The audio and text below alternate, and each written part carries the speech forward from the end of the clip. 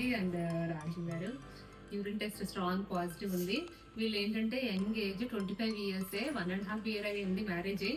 కాకపోతే మన దగ్గరికి డిసెంబర్ లో వచ్చినప్పటికి స్కాన్ చూసినప్పుడు గర్భసంచిలో చిన్న పాలిప్ అనేది ఉన్నది. పాలిప్ అంటే కొంచెం ఫైబ్రాయిడ్ పాలిప్ అనేది ఉన్నది.